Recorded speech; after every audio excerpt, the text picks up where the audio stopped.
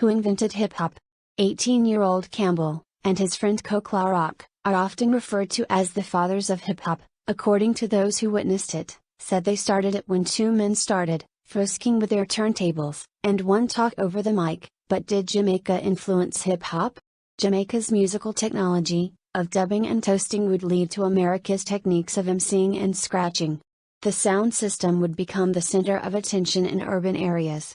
Some history scholars say that it started in Jamaica in the 1940s. The story goes, in the early 40s, when Jamaican sound system operators had only a single turntable, they would employ the services of a slick talker to rhyme to the music. These slick talkers and rhymers, also called chanters, would fill in between records, so that the dancers would not wander away from the floor.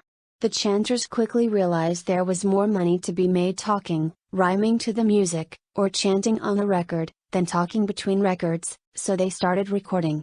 In Jamaican popular culture, a sound system is a group of disc jockeys, engineers and MCs playing ska, rocksteady or reggae music. The sound system is an important part of Jamaican culture and history. The sound system concept first became popular in the early 1940s, in the parish of Kingston. DJs would load up a truck with a generator, turntables, and huge speakers and set up street parties. From one of Jamaica's oldest sound system, older Jamaicans recalled DJs toasting, and talking over songs, and frisking with two turntables, at the same time. The Jamaican DJs were rhyming and talking, over their songs. It is called DJing.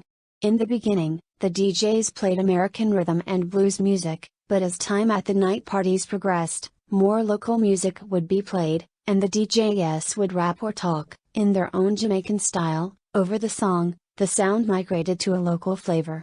The sound systems were big business, and represented one of the few sure ways to make money in the unstable economy of the area. The promoter or DJ made his profit by charging admission, and selling food and alcohol. Often thousands of people were in attendance.